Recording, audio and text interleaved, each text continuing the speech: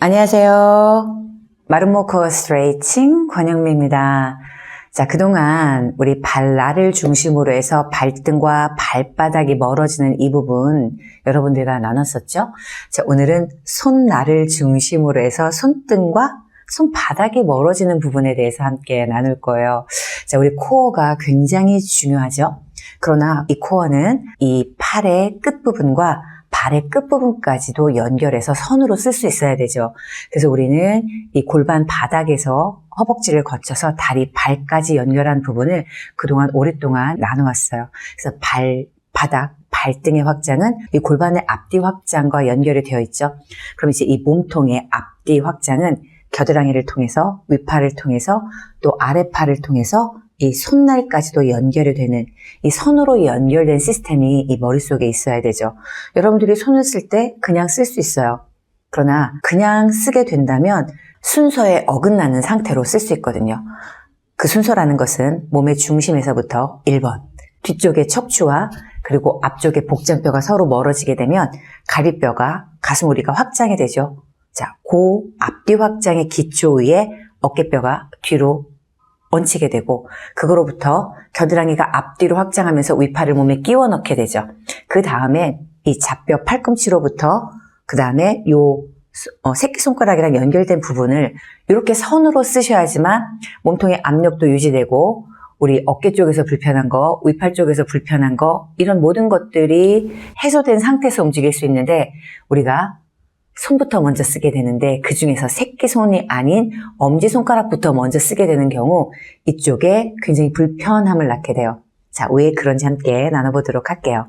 자, 이렇게 보면 왼손이에요. 자, 윗팔이고 아랫팔이고 손이 있는데 우리가 팔꿈치라고 부르는 부분은 잡뼈라고 해요. 이렇게 우리가 이렇게 보면 잡뼈가 윗팔과 연결되어 있고 이 노뼈 이 부분은 연결이 안 돼 있어요.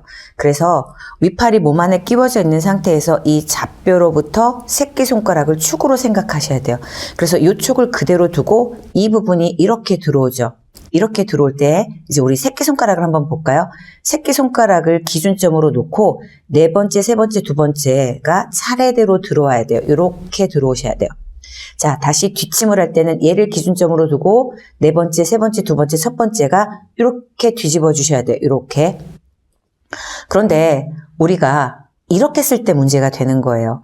자, 원래 다섯 번째 새끼손가락이 축이었는데 그 부분이 뒤로 빠지면서 갑자기 거기에 엄지가 들어오는 거죠. 이렇게. 그러니까 새끼손가락은 빠져버리고 엄지가 축의 중심이 되는 거죠. 그러면 이 부분이 앞으로 가게 되면 어깨에서 이상현상이 나타나거든요. 그런데 이렇게 쓰는 경우는 대부분 주로 오른손잡이들은 오른쪽에서 나오고 왼손잡이들은 왼쪽에서 나오게 돼요. 그래서 이 부분 우리가 다시 뒤집어질 때도 새끼손가락에 이 부분이 기준이 돼서 이렇게 가는 게 아니라 잘못 쓰게 되면 다시 엄지부터 엎어지고 새끼가 안으로 들어오면서 이렇게 에너지가 나오게 되죠. 자, 이 부분을 크게 한번 보도록 하겠습니다. 자, 이제 모형을 보셨으니까 직접 운영하는 걸 한번 보시죠. 자, 이제 왼손이었어요. 자, 우리가 이 부분은 이렇게 몸의 앞뒤 확장을 해서 겨드랑이가 앞뒤로 확장한 상태. 그러면 윗팔은 몸에 끼워져 있는 상태가 되죠. 우리가 여기서 윗팔이 이렇게 올라간다. 그러면 몸통의 압력이 찌그러질 수밖에 없어요. 앞뒤로 확장을 한 상태에서 이렇게 겨드랑이가 앞뒤 확장하면 요 겨드랑이 앞뒤로 잡아당기는 거 때문에 윗팔이 몸에 딱 붙게 되죠. 거기에서부터 이 팔꿈치의 잡뼈, 이 부분이 새끼손가락의 손날과 함께 이렇게 나로부터 멀어지는 에너지를 가져야 돼요. 이런 에너지를 갖고 내가 앞에 손을 놨어요. 그러면 나는 여기서부터 여기까지가 직선이죠. 겨드랑이 앞뒤 확장을 해서 윗팔은 몸에 끼워 놓고 아랫팔이 여기서부터 움직이는 거죠. 이 상태에서 자, 엎침이 돼요. 그러면 요거 기준으로 두고 네 번째, 세 번째, 두 번째가 이렇게 들어와요. 자, 그러면 요 잡뼈를 기준으로 두고 네 번째, 세 번째가 자, 이렇게 노뼈랑 같이 움직이게 되죠. 이렇게 움직여야 되는데 우리 오른손잡이들, 저는 오른손잡이거든요. 오른손잡이들이 대체로 어떻게 하냐면 겨드랑이까지 앞뒤 확장을 했다. 그럼 요 자리, 이렇게 잡뼈가 새끼손가락이랑 연결된 자리에서 이렇게 들어오는 게 아니라 새끼손가락 피해줘. 그 자리 내가 차지할게. 이렇게. 그리고 새끼손가락 들어와. 내가 엄지가 옆으로 갈게. 이렇게. 그러니까 이렇게 들어오는 게 아니라 이렇게 여기가 축의 중심이잖아요. 이렇게가 아니라 자, 이 자리 나한테 양보해. 이렇게 되는 거죠. 그러면 요걸 계속해서 엄지가 이렇게 먼저 쓰게 되면 팔꿈치가 자꾸 들려요. 팔꿈치가 들리는 것뿐만 아니라 뒤에 있어야 될 어깨가 자꾸 앞으로 오고요. 몸에 끼워져서 움직이지 말아야 될 윗팔이 자꾸 들려요. 이렇게. 그러면 여러분들이 이 행동을 어렸을 때부터 이렇게 움직여서 성인 된 지금까지 축적돼 있다. 그러면 몸통이 이렇게 돌아갈 거예요. 자, 나는 손가락이 5개인데 나는 결국은 첫 번째, 두 번째, 세 번째 정도만 쓰고 5번째, 네 번째는 거의 쓰지 않는 거죠. 이렇게. 뭔가를 짚어도 이렇게 짚는 거죠. 여기는 5개를 다 짚을 수 있고 여기는 한 3개 정도만. 그렇게 되면 바로 이 팔의 배열이 달라지죠. 이 배열은 윗팔과 어깨까지 그리고 이쪽에 몸통의 찌그러짐까지 유발할 수가 있게 되는 거죠. 그러면 대체로 이런 팔의 에너지를 가지신 분들은 발에 있어서도 이렇게 새끼 발가락과 4번째 발가락을 놓치고 이렇게 엎어지는 경우가 많아요.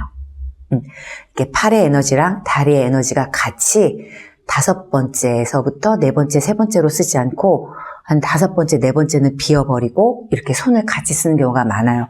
그래서 많은 분들을 만나봤을 때 거의 이런 패턴들을 가지고 계시거든요. 그런데 왼손잡이들은 또 이렇게 우리가 오른손에서 불편함을 갖고 있는 것처럼 왼손잡이들도 왼손을 주로 쓰시는 분들은 여기가 축인데 자, 새끼야 피해, 엄지가 간다 이렇게 쓰시는 거죠. 그래서 왼손잡이들은 이 왼쪽이 이렇게 또 앞으로 오는 이런 에너지를 갖고 있죠. 그래서 여러분들이 위에 윗팔과 아랫팔을 거쳐서 이 새끼손가락까지를 내 몸의 중심에서부터 여기까지를 여러분들이 그릴 수 있다. 선을 만들어 쓸 수 있다. 이 부분은 굉장히 중요한 부분이 되는 거예요. 그래서 몸통의 앞뒤 확장은 이렇게 생각하시면 돼요. 과자 봉지가 있잖아요. 중심에서부터 딱 뜯었어요.